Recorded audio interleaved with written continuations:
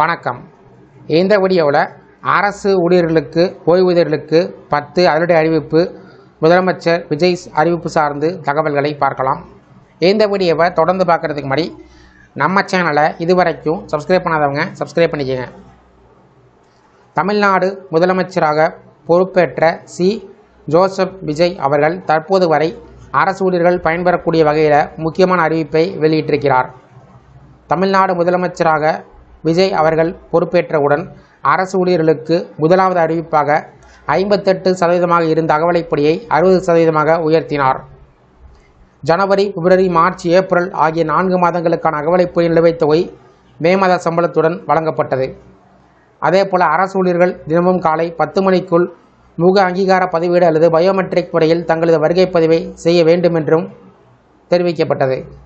மனிதவள மேலாண்மை துறையில் 2026 ஜூன் 1 முதல் இந்த புதிய நடைமுறை அமலுக்கு வந்திருக்கிறது.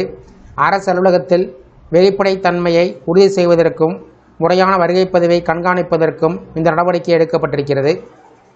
டாப்ஸ் ஓய்வூதிய திட்ட இறுதி விதிமுறைகள் வெளியிடப்படும் வரையில் கடந்த ஜனவரி 1ஆம் தேதிக்கு பிறகு ஓய்வு பெற்ற அரசு ஊழியர்கள், ஆசிரியர்களுக்கு மட்டும் அடிப்படை சம்பளத்தில் 30% அல்லது ரூபாய் 10,000 இதில் எது அதிகமோ அந்த தொகை இடைக்கால நிவாரணமாக வழங்கப்படும் என்று தமிழ்நாடு அரசு அறிவித்தது.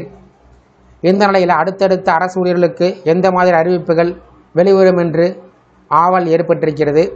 இந்த நிலையில் தவேக வெளியிட்ட தேர்தல் அறிக்கையில் இடம்பெற்றுள்ள அரசு ஊழியர்கள் மற்றும் ஆசிரியர்கள் ஓய்வூதியர்களுக்கான அறிவிப்பு என்ன என்பது சார்ந்து பார்க்கலாம். அரசு ஊழியர்களின் நீண்டகால கோரிக்கையான பழைய ஓய்வூதிய திட்டத்தை மீண்டும் செயல்படுத்துவது குறித்து கனிவுடன் பரிசீலனை செய்து மதிப்பீடு செய்யும் என்று தெரிவிக்கப்பட்டிருந்தது. அதேபோல் 5 ஆண்டுகள் அல்லது அதற்கு மேல் பணியாற்றிய தற்காலிக ஆசிரியர்கள், செவிலியர்கள் மற்றும் பணியாளர்கள் அனைவரும் தவேக அரசால் பணி நிரந்தரம் செய்யப்படுவர். பதவி உயர்வில் ஊழல் ஒழிக்கப்படும். அரசு ஊழியர்களுக்கான இடமாற்றங்கள் முற்றிலும் வெளிப்படையான முறையில் காலவரையறைக்கு உட்பட்டு நடைபெறும். அரசு, போலீஸ் பணியாளர்கள், பள்ளி ஆசிரியர்கள், கல்லூரி பேராசிரியர்கள் உள்ளிட்ட அரசு ஊழியர்களின் உரிமைகளை பாதுகாக்கவும் அவர்களின் நலன்களை உறுதிப்படுத்தவும் 5000 கோடி ரூபாய் ஒதுக்கீட்டுடன் அரசு ஊழியர் நலவாரியம் அமைக்கப்படும். ஒன்றிய அரசு அறிவிப்பு வெளிவந்தவுடன் அரசு ஊழியர்களுக்கு பயனளிக்கும் வகையில் 8வது ஊதியக்குழுவை மாநிலத்தில் உடனடியாக தவேக அரசு அமல்படுத்தும். காவலர் நலம் மற்றும் வேலை சீர்திருத்த சட்டம் கொண்டுவரப்பட்டு சுழற்சி முறையில் வார விடுமுறை அளிக்கப்படும். காவலர் சலவைப்படி 500 ரூபாயிலிருந்து 1000 ரூபாயாக உயர்த்தப்படும்.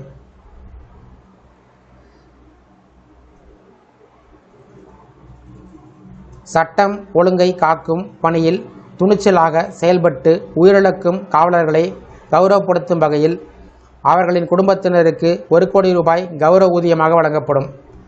காவலர்களின் அடிப்படை மாத ஊதியம் தற்போது உள்ள 18,200 ரூபாயிலிருந்து 25,000 ரூபாயாக உயர்த்தப்படும். மேலும் அதிக பணிச்சுமை உள்ள பிரிவில் பணியாற்றும் காவலர்களுக்கு மாதந்தோறும் கூடுதல் ஊக்கத்தொகையாக 1000 ரூபாய் வழங்கப்படும்.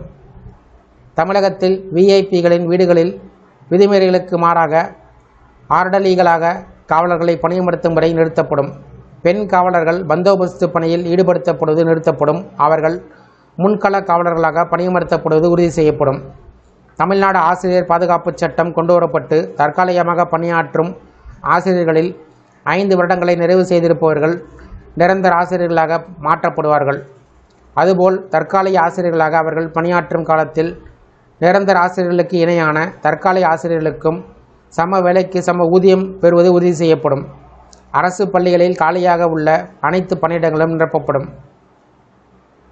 அனைத்து அங்கன்வாடி பணியாளர்களும் கிரேடு டி அரசு ஊழியர்களாக மாற்றப்பட்டு அதன் அடிப்படையில் அவர்களுக்கு மாதம் 18,000 ரூபாய் ஊதியம் வழங்கப்படும். அதேபோல் அங்கன்வாடி உதவியாளர்களுக்கு சுகாதார விழிப்புணர்வு பணிகளை மேற்கொள்ளக்கூடிய ஆசா பணியாளர்களுக்கு மாத ஊதியம் 10,000 ரூபாய் என்பது உறுதி செய்யப்படும். ஓய்வூதிய பலன் 20 வருடங்கள் பணி நிறைவு செய்துள்ள அங்கன்வாடி மற்றும் ஆசா பணியாளர்கள் 15 லட்சம் ரூபாய் ஓய்வூதிய பலனாக பெறுவது உறுதி செய்யப்படும். பணியிலிருந்து ஓய்வு பெறும் தூய்மை பணியாளர்களுக்கு மாதம் 4,000 ரூபாய் ஓய்வூதியம் அளிக்கப்படும். இவ்வாறு தவேக தேர்தல் அறிக்கையில் தெரிவிக்கப்பட்டிருக்கிறது. தேர்தல் அறிக்கையில் குறிப்பிட்டுள்ள அறிவிப்பின் அடிப்படையில் அடுத்த கட்ட அறிவிப்புகள் இருக்கும் என்று எதிர்பார்க்கப்படுகிறது. இந்த வீடியோ சார்ந்த உங்களுடைய கருத்துக்களை கமெண்ட் செக்ஷனில் கமெண்ட் பண்ணுங்கள். இந்த வீடியோ பிடிச்சிருந்தால் வீடியோக்கு ஒரு லைக் பண்ணுங்கள். இந்த வீடியோவை உங்களுடைய நண்பர்கள் மற்றும் உறவினர்களுக்கும் ஷேர் பண்ணுங்கள். நன்றி.